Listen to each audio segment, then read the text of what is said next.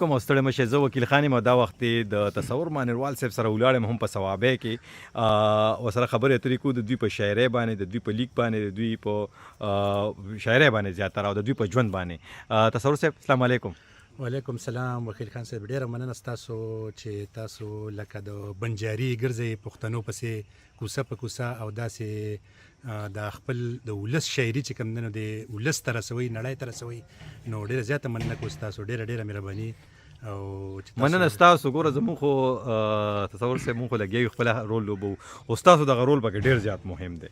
تاسو د پښتو ژبه، د پښتو کلتور او د پښتنو چې کوم کړه وړه دي هغه ژوندي ساتلي د خپلې شاعرۍ د لارې او د پښتو د چې کوم زاړه ټکي دي، نوي ټکي دي یا چې کوم دی نو هغه تاسو ژوندي ساتلي. د خپل لیک په اړه راته ووایئ، څه کومو موضوعاتو لیکل کوئ؟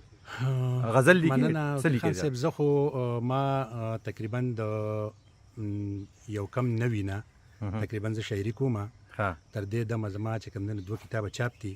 نمونه یو زما غزل جانانه دی او یو د اسرتونو سلی چې د اسرتونو سلی په 2003 کې چاپ شوی دی او تقریبا د زما غزل جانانه دا تقریبا 2011 کې. نو په دې کې خو مختلف شاعري ده، لکه هغه که مزاحمتي شاعري، هغه که رومانوي شاعري، بیا په هغې کې چې کوم دی نو که مصنوي ده، که هغه مختلف دغه باندې لیکل کړي دي، مورا نظمونه لیکلي دي. نو تقریبا خو اکثریت دغه چې رومانوي شعرونه مې ډېر لیکلي دي، مزاحمتي مې هم لیکلي دي، وخت سره حالاتو سره، خو زیات دغه دی چې رومانوي شعرونه مې ډېر لیکلي دي. ډېر لیکلي دي. تاسو کوم شعرونه لیکلي زه خو پوهېږم په دې باندې تپوس که تاسو نه کوم، تاسو به چې دا څنګه تپوس دی، خو تپوس کول ضروري، زه خو غواړم چې تاسو نه وکړم. تاسو شعرونه تاسو لیکلي دي او تاسو ته به ټول ګران وي، خو داسې شعر یا داسې کوم غزل، داسې کومه خبره چې تاسو په هغې کې شعر کې لیکلي وي، په هغې تاسو زیات داد میلو شوي وي د ولس نه. زه خو وکیل خان صاحب که دا ووایم یو نظم دی، یو 2-3 منټه به پرې ولګي که ستاسو خوښوي وبې وایم. بلکل راته ووایه. یو نظم ما لیکلی و د هغه کوچی په نوم. هغه کوچی په نوم. نو دا نظم ډېر زیات خلکو خوښ په یاد ورته یاد دی که دا به لیکل تقریبا وبې وایم. تقریبا دا 18 کاله د دې نظم وشو چې ما لیکلی دی، خو اوس هم چې زه چېرته لاړ شم د دې نظم فرمایش کېږي. نو هغه داسې و چې پرون په ډېره موده پس لیونی، پرون په ډېره موده پس لیونی، په زړه لاره په زوړ خیال روانم، هغسې زیړ مازدیګر ګل ګل شړشم، لاس کې مې ستا د لاس رومال روانم. هغه سندره مې بیا ویله، هغه چې ما به پکې ته ستایلې، هغسې یم لا بدل شوی نه یم، هغه چې ما په هر کاله ستایلې.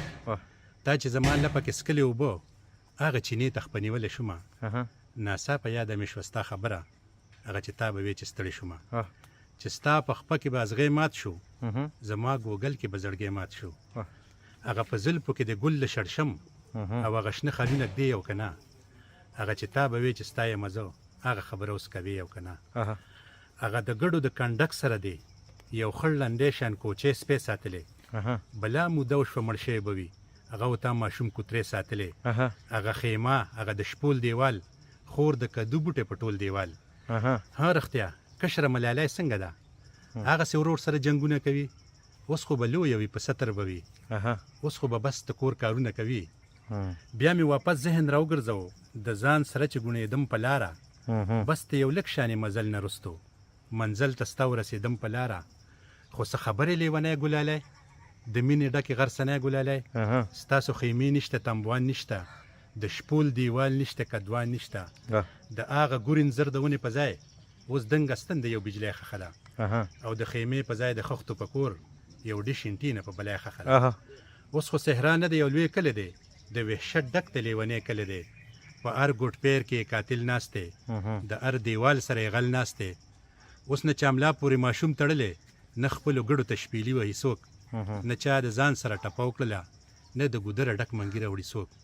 حیران ولاړ په تماشه د کلي، کتل مې یو کور ته غلي غلي، د هغه ځایه چې راستون شومه زه، بیا د خپل رک ژوند په لټون شومه زه. اوس په ما ګرانې یو چټی لیکمه، ستا په نامه یې ګلالی لیکمه، ته که په سمه که په غر کې اوسې، تل به زما د زړه په سر کې اوسې.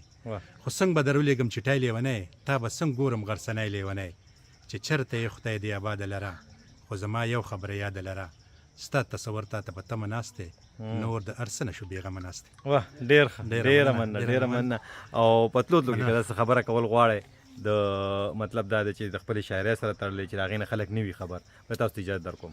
ډیره مننه. خبره خو بس دا ده چې دلته کې یو خبره عام داسې کېږي چې دلته په صوابۍ کې نثر کم دی، شاعري پکې ډیره ده، نثر پکې کم دی. نثر پکې هم کم نه دی. څنګه تاسو ته ما وویل چې نثر دلته کې هغه ړومبو کې چې کوم خلک راځي، چا چې افسانې لیکلي دي، چا چې ډرامې لیکلي دي، ډېرې مشهورې ډرامې افسانې هغه هم د صوابۍ دي او شاعري.